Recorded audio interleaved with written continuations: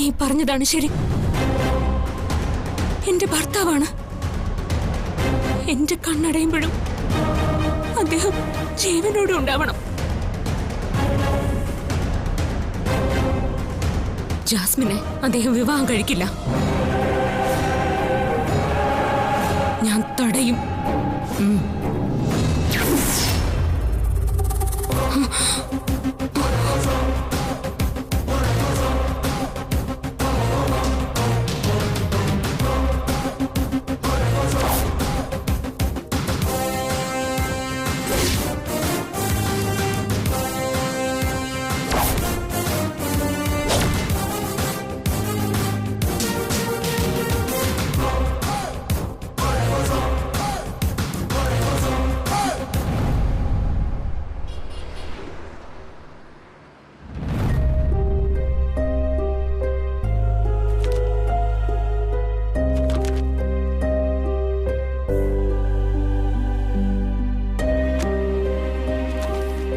ഈ മരുന്ന് കണ്ടിന്യൂ ചെയ്താൽ മതി.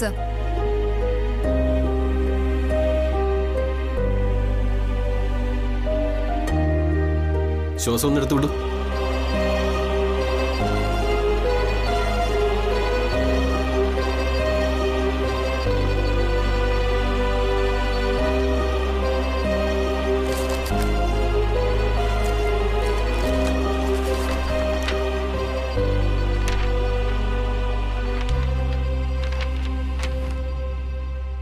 കാലിന് മൈനർ ഫ്രാക്ചറേ ഉള്ളൂ. കൈ ശരിയാകാൻ സമയമെടുക്കും. ഈ ട്രിപ്പ് തീരാൻ എത്ര സമയമെടുക്കും? 3 hours. എന്തു പറ്റി? എനിക്ക് അത്യാവശ്യമായിട്ട് പോകേണ്ട കാര്യമുണ്ടായിരുന്നു. എന്തായാലും സാറിനെ ഇന്ന് എന്നെ ഡിസ്ചാർജ് ചെയ്യാൻ കഴിയില്ല. ഇന്ന് മുഴുവൻ റെസ്റ്റ് എടുത്തേ പറ്റൂ. നല്ല ബോഡി പെയിൻ ഉണ്ടാവില്ലോ അല്ലേ? യെസ്.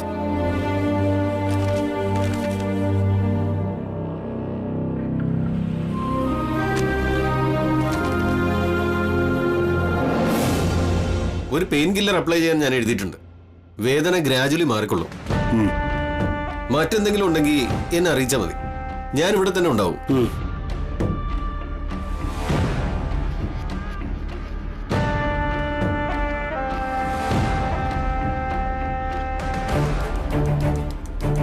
എന്താ സാർ? ഒരു ഫോറൻസിക് റിപ്പോർട്ടിന്റെ ഫയൽ എന്റെ കയ്യിലുണ്ടായിരുന്നു. അതെവിടെ? സാർ എന്റെ കാറിലുണ്ട്. ഓ, അത് സേഫ് അല്ലേ? കാർ ലോക്കാണ് സാർ. ശേ, ആ റിപ്പോർട്ട് ഇന്ന് പാർവതിയുടെ കയ്യിൽ കൊടുക്കേണ്ടതായിരുന്നു. അല്ല, ഇന്ന് എപ്പോഴാ മുഹൂർത്തം? മുഹൂർത്തം 11-നും 11:30 ഇടയ്ക്ക്. അതിനുള്ളിൽ നമുക്കവിടെ എത്താൻ കഴിയുമോ?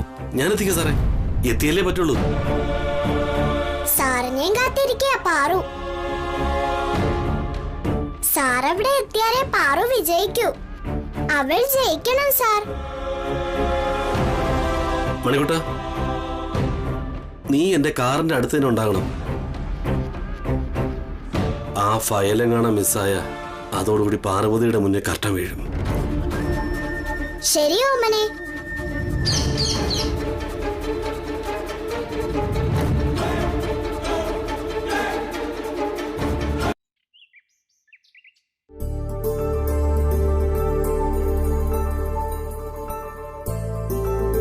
വിശാലിനെ ഇങ്ങനെ കല്യാണ വേഷത്തിൽ കണ്ട എല്ലാവരുടെയും കണ്ണുപെടും ചേച്ചി. കണ്ണുപെട്ട ശരീരത്തിന് കേടന്നല്ലേ? അതുകൊണ്ടേ ദൃഷ്ടി ഒഴിഞ്ഞിട്ട് മണ്ഡപത്തിലേക്ക് കൂട്ടിക്കൊണ്ടുപോയാ മതി.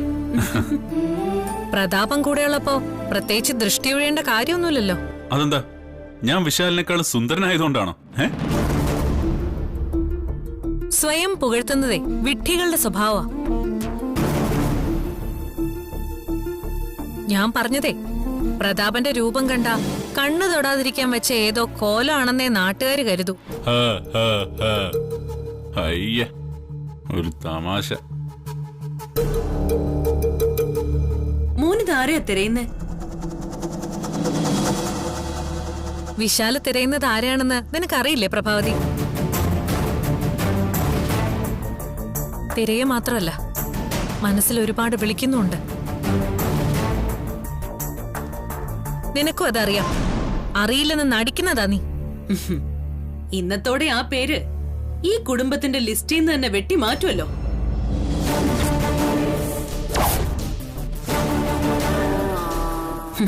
അതോടെ ഈ വീട്ടില് പുതിയൊരു സ്വസ്ഥതയും സമാധാനവും ഒക്കെ കിട്ടും.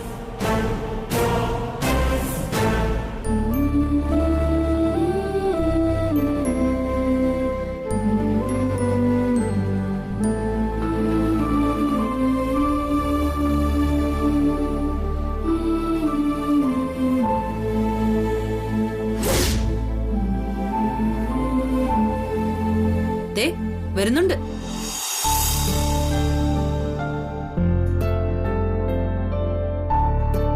മണ്ഡപത്തിലേക്ക് പുറപ്പെടുമ്പോഴേ ഈ തിരുമോന്ത കാണുന്നത് തന്നെ ഒരു ലക്ഷണക്കേടാ. ആ ഡാ മോനെ, നീ അതൊന്നും മൈൻഡ് ചെയ്യരുത്. നീ മൈൻഡ് ചെയ്യുന്നില്ല എന്ന് കണ്ട കുറച്ചു നേരം നിന്നിട്ടേ അവൾ അങ്ങ് തിരിച്ചു പോയിക്കോളും.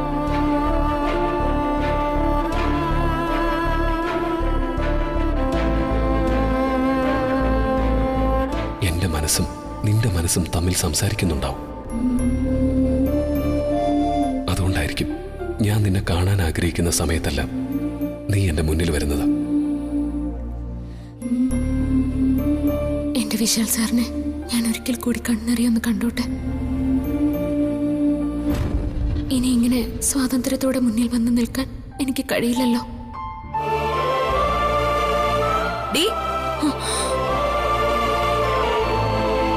ഞങ്ങൾ എല്ലാവരും മണ്ഡപത്തിലേക്ക് പുറപ്പെടും. നീ ഇവിടെ തന്നെ ഉണ്ടാവണം.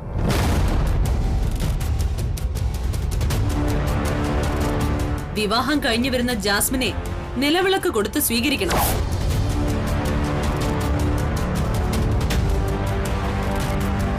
ആ പൂജാമുറിയിലുള്ള ഏറ്റവും നല്ല നിലവിളക്കെടുത്ത് നീ കഴുകി വൃത്തിയാക്കി വെക്കണം. അതിനെ വേറെ ആളെ നോക്കിയാ മതി പ്രഭാവതി. ഒരാളെയും ഇത്ര നികൃഷ്ടമായി ചവിട്ടി താഴ്ത്തരുത്. ഞാൻ ആരെ ചവിട്ടി താഴ്ത്തിയെന്നാ? ജോലിക്കാരിയെ ഓരോ പണികൾ ഏൽപ്പിക്കുന്നത് ചവിട്ടി താഴ്ത്തലാണോ?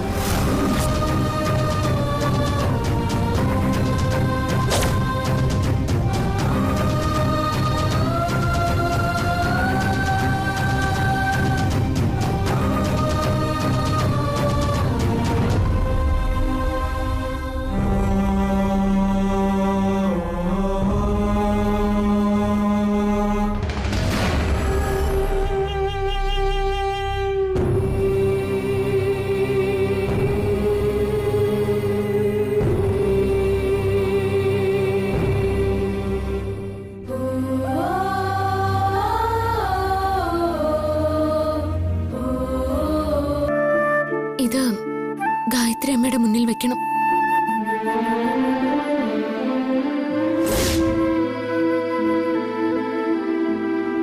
അമ്മയുടെ അനുഗ്രഹം വാങ്ങിച്ചിട്ട് വേണം മണ്ഡപത്തിലേക്ക് പോകാൻ.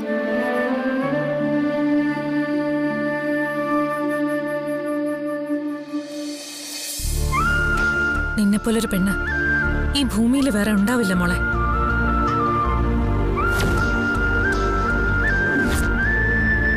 നിന്റെ പരാജയം അത് തന്നെയാ. ഇത്രയും നന്മയുള്ളവർക്ക് ജീവിക്കാൻ പറ്റിയതല്ല ഈ ലോകം. ചേച്ചി, നമ്മൾ മനസാക്ഷി ഇല്ലാത്തവരാണെന്ന് മറ്റുള്ളവരെ കൊണ്ട് പറയിപ്പിക്കാൻ വേണ്ടി ഇവള് മനഃപൂർവ്വം താമ്പൂലം പൊക്കിപ്പിടിച്ചോണ്ട് വന്നിരിക്കുക.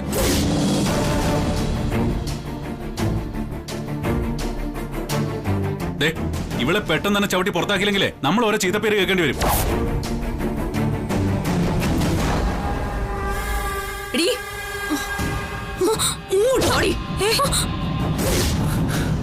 എന്തായി കാണിക്കുന്നേ? പ്രഭാവതി, എല്ലാത്തിനും ഒരു പരിധിയുണ്ട്.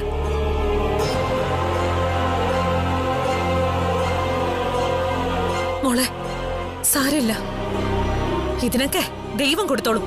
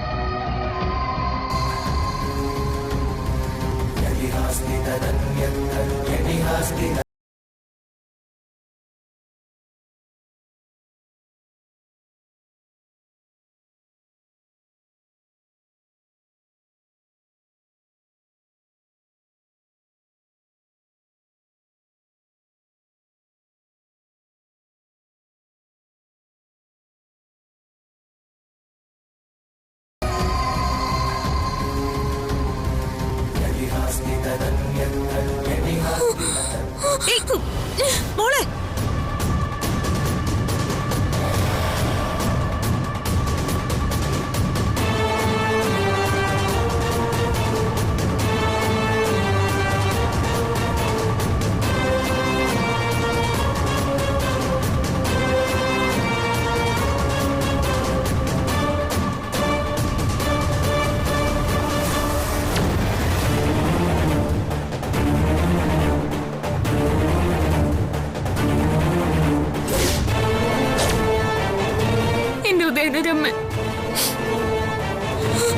അദ്ദേഹത്തിന് എന്തോ അപകടം സംഭവിക്കാൻ പോകുന്നു.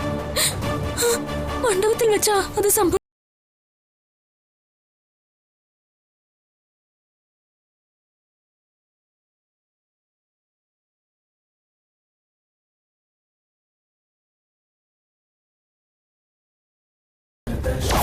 മണ്ഡപത്തിലേക്ക് പോകരുതെന്ന് ഞാൻ പറഞ്ഞ വിവാഹം മുടക്കാൻ വേണ്ടി ഞാൻ കള്ളം പറയുന്നതാണെന്ന് എല്ലാരും വിചാരിക്കും.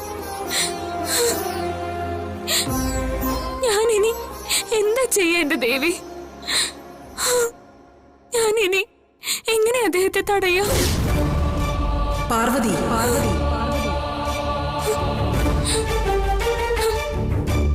ദേവമ്മ, ജാസ്മിനെ വിവാഹം ചെയ്താൽ വിശാലിന് ആപത്തുണ്ടാകുമെന്ന് ഞാൻ നിനക്ക് മുന്നറിയിപ്പ് നൽകിയതല്ലേ?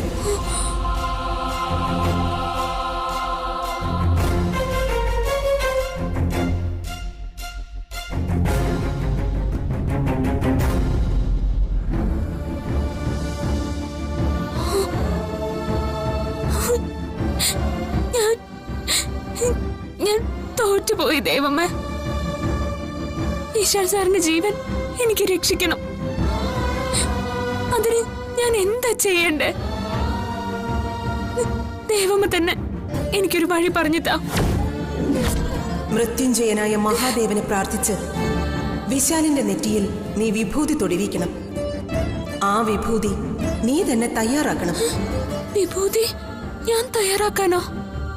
എങ്ങനെ? ദേവമ്മേ, ദേവമ്മേ,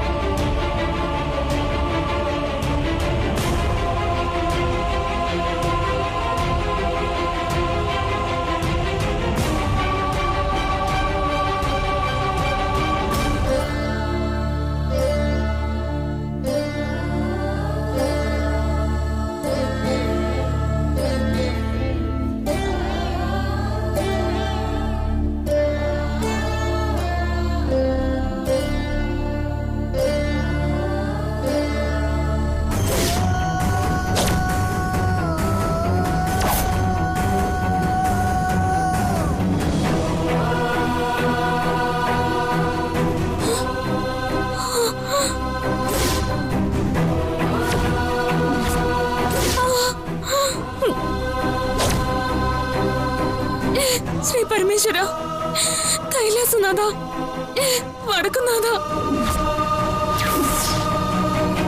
ഭഗവാനെ, മഹാദേവ,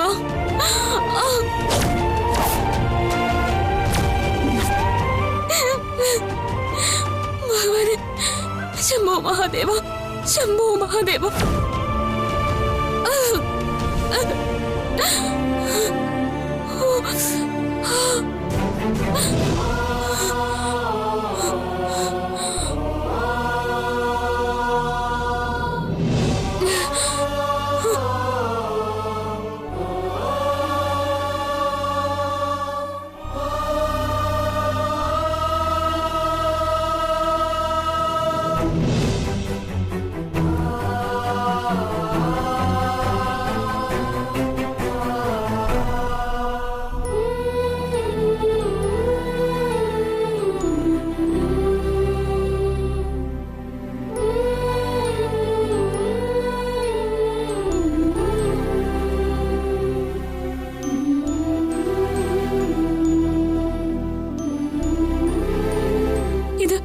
മുറിച്ചു കളയരുത്. മണ്ഡപത്തിൽ നിന്ന് തിരിച്ചു വരുന്നവരെ ഇത് വിശാൽ സാറിന്റെ നെറ്റി തന്നെ ഉണ്ടാവണം. എന്താ ഇത്?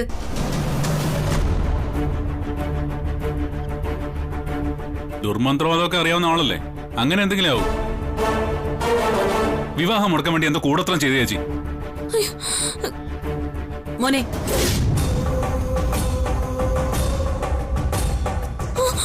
ഇത് നിന്റെ നെറ്റിയിൽ വേണ്ട. വാ.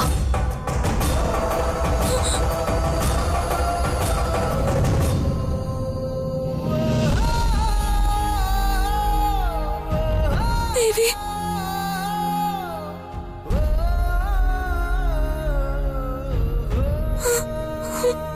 മോളെ, ചെറിയമ്മ, വിശാൽ സാറ്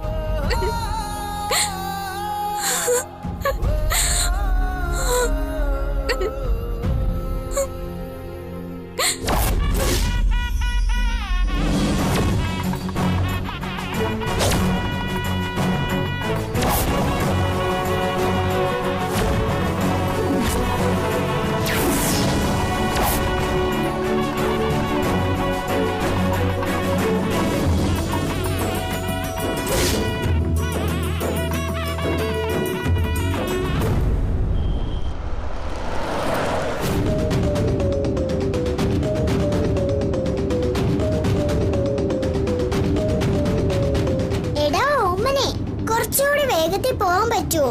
പെട്ടെന്ന് അവിടെ എത്തണം, അതുകൊണ്ടാ.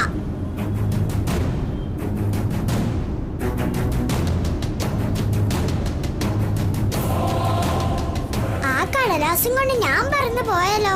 ഇതിനേക്കാൾ വേഗത്തിൽ എത്തില്ലേ?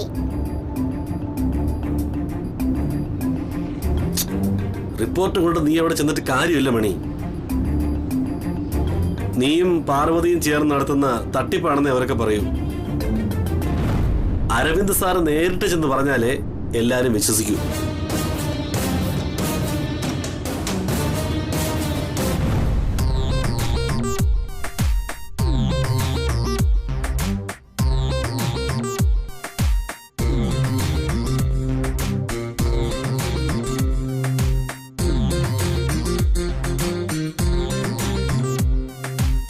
ആഹാ, ഒരുങ്ങിക്കഴിഞ്ഞോ?